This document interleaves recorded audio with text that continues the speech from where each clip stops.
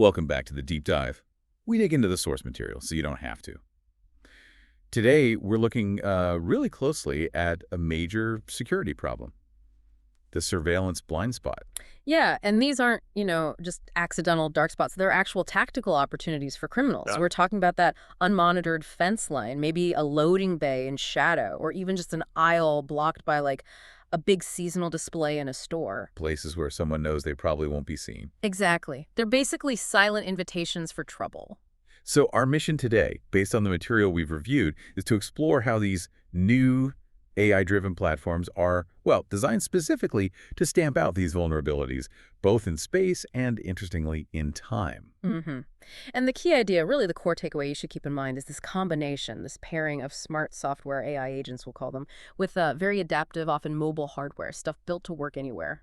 It feels like a shift from just, recording things after they happen Right. to actually stepping in and managing the space, maybe even preventing things. That's the goal. It's moving away from passive evidence collection towards, active, dynamic coverage, a completely different approach. Okay, let's jump right into the cost. Because these hidden corners, these blind spots, they have a huge financial impact, don't they? It's not theoretical at all. Oh, absolutely not. It hits the bottom line hard. You just have Yeah. to look at retail that's really ground zero for this kind of loss. Right. U.S. retail shrinkage, which covers, theft, fraud, errors, all of it hit, get this, $112.1 billion in 2022. Wow, $112 billion. That's staggering. It really is. And a huge chunk of that loss starts right where the camera coverage stops, in those blind spots. That number really underscores why prevention is so critical. Like you said, traditional cameras, they mostly just record the crime after it's done. Yep, reactive.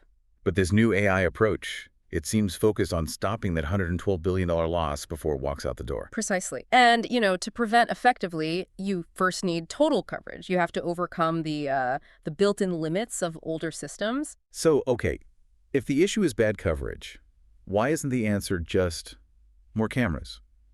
Just install more standard CCTV. Yeah. Why does that old approach still leave gaps? Well, it mainly comes down to geometry, believe it or not, and cost. Fixed cameras, they only see so much, typically 90, maybe 120 degrees. Limited view. Right. So even if you try to plaster an area with them, you inevitably end up creating new little gaps, new zones of invisibility just because of the angles. Or something shifts, like a temporary wall goes up, Yeah. and suddenly you've got a new blind spot. And it's not just about where the camera is, but the environment itself fights back, right? Like poor lighting. Oh, definitely. Darkness is the oldest trick in the book to beat a camera. Even standard infrared helps, but often the range isn't great, or the picture's grainy, black and white. Yeah. So you get these murky edges, perfect hiding spots, or places where you just can't make out important details. And then there are the physical things blocking the view stuff you can't easily move. Exactly. Think about like a busy warehouse slot. You've got containers, big trucks parked, maybe stacks of materials. Or in a store, those tall shelves or support pillars. Right. They create these temporary, constantly shifting blind spots that one fixed camera just can't possibly see around. That explains why certain areas are always trouble spots. The far corners of parking lots, dimly lit loading docks. They get exploited over and over because traditional surveillance is just too static. It can't adapt to those physical challenges. Okay, so if the hardware, the camera itself, has physical limits, you need something smarter driving it. hmm That brings us to the software side, the AI agents, the brains, as you call them. Yeah, the AI gives the system adaptability instead of relying on a person trying to watch like 50 screens at once. Which never really works. Right. Impossible. These AI agents are tireless. They watch 24/7, they learn the environment, and they can actually adjust the cameras in real time to look into potential problem areas. The sources we looked at highlighted three main types of agents. Let's start with the AI inspector. What's its specific job? The AI inspector basically tackles the problem of cameras just staring blankly ahead. It's like a digital patrol officer. It takes control of cameras that can move the pan-tilt-zoom, or PTZ cameras, Okay. and it guides them along preset routes, scanning the property. But the really clever part is its sentry mode. If it detects something odd, it doesn't just flag it. It instantly zooms the camera right onto the anomaly. So the camera movement itself becomes a warning. Exactly. It sends a clear message. Hey, I see you. It's an active deterrent. But wait, if cameras are constantly moving and analyzing, doesn't that create a massive amount of data? Like, storage becomes a nightmare. That's where the intelligent part comes in. The AI is trained to differentiate normal activity from anomalies. It only flags and records the important stuff. So it's not just recording everything, it's curating. Much more efficient. Makes sense. Okay, so after the inspector, there's the AI virtual guard. This one sounds more active. It is. This is the rapid response element. It's designed to eliminate that crucial blind spot of time, the delay between spotting trouble and doing something about it. How does it do that? So when something suspicious is confirmed, let's say, someone hopping a fence into a restricted zone, the virtual guard instantly triggers deterrence on site. Like what? Alarms? Could be alarms, yeah. Yeah. Or flashing lights. Or maybe loud, pre-recorded audio messages blasted through IP speakers. Something direct like, security alert, you're being recorded, leave immediately. Wow, okay. Direct action. But, I mean, does shouting at someone through a speaker actually work? Or does it just annoy legitimate people nearby? The sources suggest it's pretty effective, especially when combined with that visual cue of the camera zooming right onto them. The goal isn't really conversation, it's disruption. Ah, okay. Break their concentration, make them feel exposed. Exactly. Take away that sense of safety they were counting on in the blind spot. Okay, and then the third agent is the AI investigator, often paired with something called magic search. Magic search.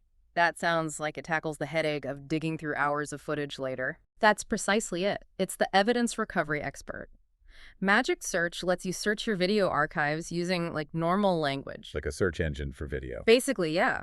Instead of manually scrubbing footage for days, you can just type in, say, show me a person in a red shirt near the back gate between 2 a.m. and 4 a.m. That's incredible. It pulls up the relevant clips in seconds or minutes, so even if something was only visible for a moment, right at the edge of the frame, it doesn't get lost. It massively speeds up investigations. Okay, so the AI provides the smarts. But that intelligence needs eyes, especially in those tough spots, remote areas, places with no power lines or network cables.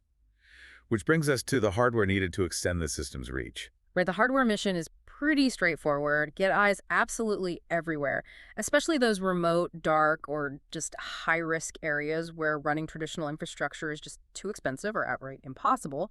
We need self-sufficient eyes. And the main tool for those off-grid locations seems to be these solar-powered cameras that use cell signals. Exactly. 4G solar cameras, they're totally autonomous.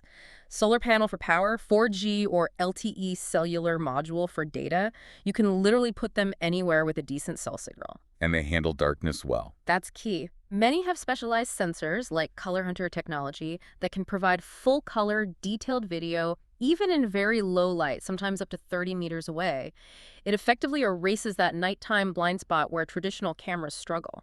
Okay, so we've got the off-grid covered. Then there are these more deployable units, right? Like smaller boxes. Yeah, things like the Guard Box Air. Think compact, quick to set up, ideal for temporary blind spots, maybe a construction site phase or an outdoor event, a festival, something like that. They often have dual cameras and built-in deterrence, too. Quick response units. And then there are more heavy-duty versions. Right, like the Guard Box Pro, more professional grade, often aiming for complete 360-degree awareness from one spot. They might combine a really powerful PTZ camera, think 25x optical zoom, auto tracking, with maybe a super wide angle 180-degree panoramic camera. Maximum coverage from one point. Exactly. Overlapping fields of view, tons of detail, often with battery backup for several days.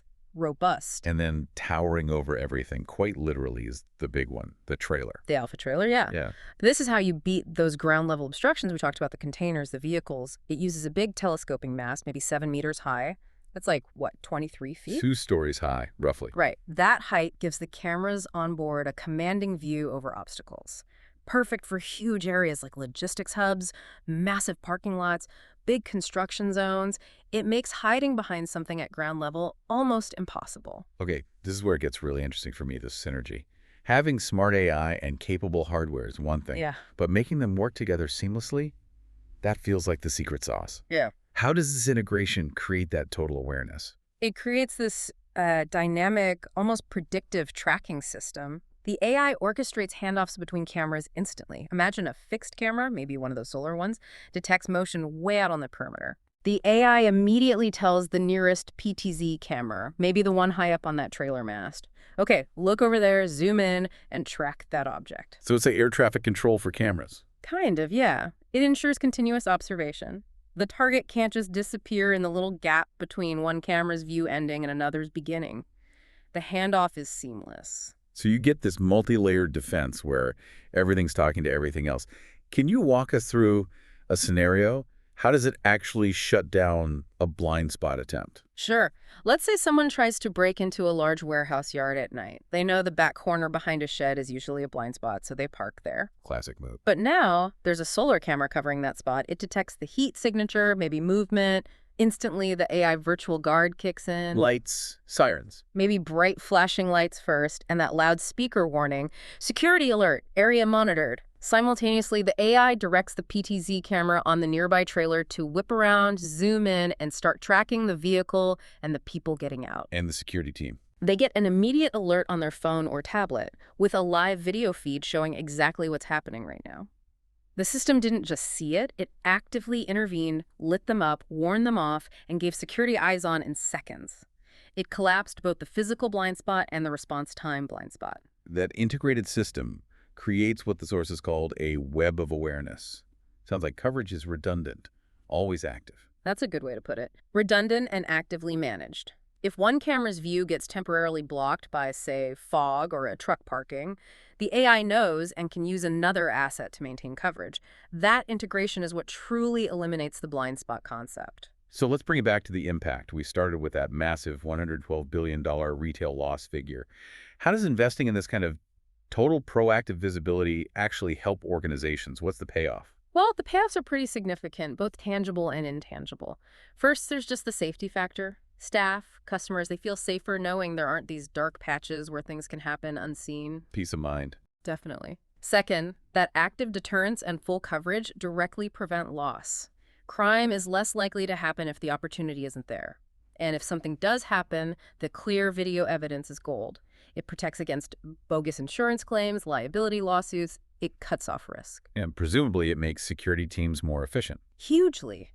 The AI handles the constant watching, the filtering of noise, so staff aren't just staring at screens waiting for something to happen. They're managing by exception, responding to actual alerts. Right. And that magic search capability we talked about, turning investigation time from potentially days down to minutes, that's a massive labor saving right there. So it's not just better security, it can actually be cheaper in the long run. The source material strongly suggests that.